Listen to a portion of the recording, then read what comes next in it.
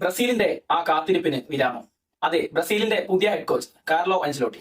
അഞ്ചലോട്ടിക്കൊപ്പം Brazil ടീമിലേക്ക് കക്കയും തിരികെ എത്തും. Hi all football fans, welcome to network. പിറ്റയ്ക്ക് ശേഷം ബ്രസീലിന്റെ ഹെഡ് കോച്ച് എന്നത് ഒരു വലിയൊരു തലവേദന തന്നെയായിരുന്നു.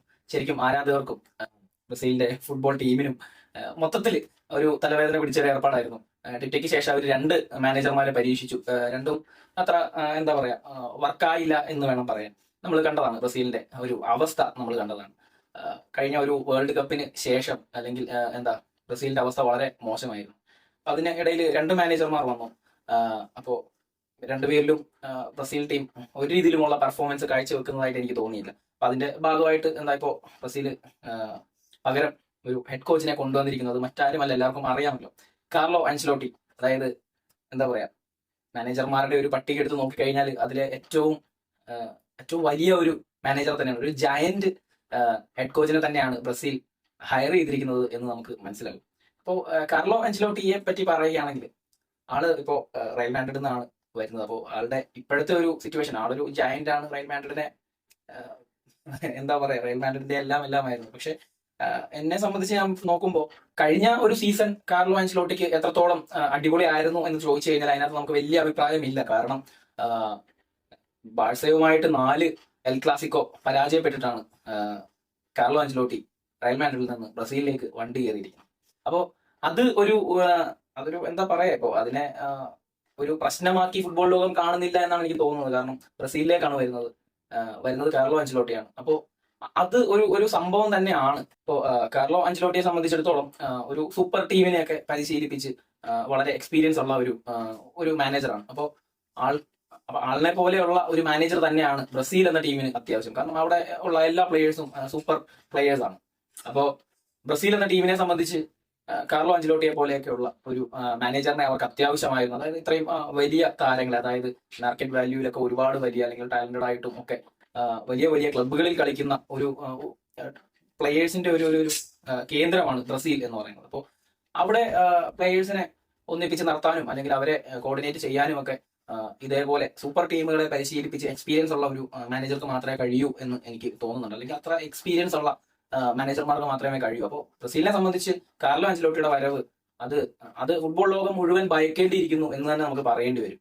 അല്ലാതെ മറ്റൊന്നുമില്ല. ബ്രസീൽ ഇപ്പോൾ തന്നെ പറഞ്ഞിട്ടുണ്ട് അവർ തിരികെ 1ാം സ്ഥാനത്ത് തിരികെ എത്തും എന്നൊക്കെ ഉള്ള കാര്യങ്ങളൊക്കെ പറഞ്ഞിട്ടുണ്ട്. അത് എത്തും, കാരണം ബ്രസീലാണ്. അവർക്ക് അതിനുള്ള ആംപിയർ ഉണ്ട്, കാലിബർ ഉണ്ട്, അതിനുള്ള ടാലന്റുകൾ ഉണ്ട്.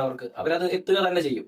അപ്പോൾ 2026 വേൾഡ് കപ്പാണ് ബ്രസീൽ ഉന്നം വെക്കുന്നത്.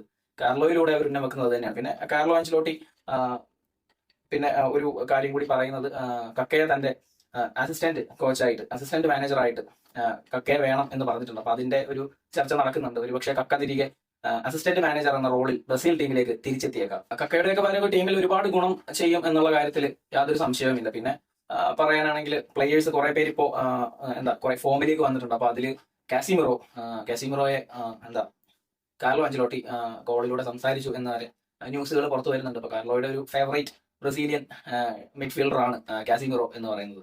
അപ്പോൾ കാസിമിറോ എന്തായാലും കാർലോയുടെ ടീമിൽ ഉണ്ടാകും എന്ന് നമുക്ക് ഉറപ്പിക്കാം. അതേപോലെ തന്നെ നെയ്മറുമായും അതെ ഒരു വീഡിയോ കോൺഫറൻസ് കാർലോ നടത്തിയതായിട്ട് നമ്മൾ അറിഞ്ഞിട്ടുണ്ട്. അപ്പോൾ നെയ്മറും എന്തായാലും ഉണ്ടാകും. അതേപോലെ തന്നെ ആന്റണി ഒരു മികച്ച പ്രകടനം ഇപ്പോൾ പുറത്തെടുത്തുകൊണ്ടിരിക്കുകയാണ്. അപ്പം എന്തായാലും നെക്സ്റ്റ് സ്ക്വാഡിൽ ആന്റണി ഉറപ്പായും ഉണ്ടാകും എന്നതിൽ നമുക്ക് യാതൊരു സംശയമില്ല. ആന്റണി കാരണം നാഷണൽ സ്ക്വാഡിലേക്ക് വരാനുള്ള പെർഫോമൻസ് ആള് ചെയ്യുന്നുണ്ട്. അപ്പോൾ അങ്ങനെ പിന്നെ ഒരു പറ്റം ബ്രസീൽ സ്ക്വാഡ് നമുക്കറിയാലോ, ബ്രസീലിന്റെ നല്ല സ്ക്വാഡ് തന്നെയാണ് ഇപ്പോഴും ഉള്ളത്. പക്ഷെ അവരെ മേക്ക് ചെയ്യണം, അവരെ കളിക്കാൻ പ്ലാൻസ് ഉണ്ടാക്കണം, അവരെ ഒന്നിപ്പിച്ച് കൊണ്ടുപോകണം. അതിനൊക്കെ കാർലോ അൻസലോട്ടിക്ക് സാധിക്കും എന്നത് തന്നെയാണ്. അപ്പോൾ എന്തായാലും നമുക്ക് കാത്തിരിക്കാം ബ്രസീലിന്റെ ഒരു വിക്ടറിക്ക് വേണ്ടിയിട്ട്. അപ്പം നെയ്മർ ഇപ്പോ പ്രാക്ടീസ് ഒക്കെ തുടങ്ങിയിട്ടുണ്ട്. ആള് സാന്റോസിൽ വീണ്ടും പരിക്കൊക്കെ കഴിഞ്ഞപ്പോൾ വീണ്ടും ആള് പ്രാക്ടീസും കാര്യങ്ങളൊക്കെ തുടങ്ങിയിട്ടുണ്ട്. അപ്പോൾ ജൂണിലാണ് ഈ ബ്രസീലിന് ഇന്റർനാഷണൽ മത്സരങ്ങളുള്ളത്. അത് ജൂൺ 6-ാം തീയതി ഇക്വഡോറുമായിട്ടും അതേപോലെ 11-ാം തീയതി പരാഗ്വയുമായിട്ടാണ് 2 മത്സരങ്ങളാണുള്ളത്. അപ്പൊ ഈ സ്ക്വാഡിൽ എന്തായാലും ഈ സ്ക്വാഡിലേക്ക് നെയ്മർ എത്തുമോ എന്നുള്ളത് നമുക്കറിയില്ല. പക്ഷെ കാസിമിറോയും ആന്റണിയും എന്തായാലും സ്ക്വാഡിൽ ഉണ്ടാകാൻ വളരെ സാധ്യതയുണ്ട്. പിന്നെ മിലിറ്റാവോ ഒക്കെ കാർലോയുടെ പയ്യനാണ്. അപ്പോൾ മിലിറ്റാവോ പരിക്കിലാണ്. പിന്നെ ഉള്ളത് വിനീഷ്യസ്, റോഡ്രിഗോ, എൻട്രിക്, ഇവരെല്ലാം കാർലോ അൻസലോട്ടിയുടെ പിള്ളേരാണ്. പക്ഷെ കാർലോ അൻസലോട്ടിയുടെ പിള്ളേരാണെങ്കിൽ കൂടെ ഒരു റയൽ മാഡ്രിഡിലെ പെർഫോമൻസ് ഞാൻ പലതവണ പറഞ്ഞിട്ടുണ്ട്. അവര് ബ്രസീലിലും കാഴ്ചവെക്കുന്നില്ല, റയലിലും ഇപ്പോൾ ഉഴപ്പാണ് എന്നുള്ള കാര്യം നമ്മൾ പലപ്പോഴും ചർച്ച ചെയ്തിട്ടുള്ള കാര്യമാണ്. പക്ഷെ ഇനിയിപ്പോ അങ്ങോട്ട് എങ്ങനെയായിരിക്കുമെന്ന് അറിയില്ല. കാർലോയുടെ വരവ് ബ്രസീലിൽ ഒരുപാട് മാറ്റങ്ങൾ ഉണ്ടാക്കട്ടെ. മാറ്റങ്ങൾ ഉണ്ടാക്കുക തന്നെ വേണം. കാരണം ഒരു മാറ്റങ്ങൾ ഉണ്ടാവാൻ വേണ്ടിയിട്ടാണ് അദ്ദേഹം വരുന്നത്. അപ്പോൾ എന്തായാലും ബ്രസീലിന്റെ പുതിയ മാറ്റങ്ങളും ബ്രസീലിന്റെ പുതിയ അജണ്ടകളും പുതിയ കളികളും ഒക്കെ ആയിട്ട് നമുക്ക് കാത്തിരിക്കാം. ബ്രസീലിന്റെ ഒരു തിരിച്ചുവരവിന് വേണ്ടി, ഫുട്ബോൾ രാജാക്കന്മാരുടെ തിരിച്ചുവരവ്. അതാണ് ഫുട്ബോൾ രാജാക്കന്മാർ. ഇപ്പോ 2026 ബ്രസീലിന്റെ ലോഗോയ്ക്ക് മുകളിൽ ഒരു 6 നക്ഷത്രം കയറും എന്ന് തന്നെയാണ് പ്രതീക്ഷിക്കുന്നത്. കാർലോയ്ക്ക് അതിന് സാധിക്കട്ടെ. Thank you.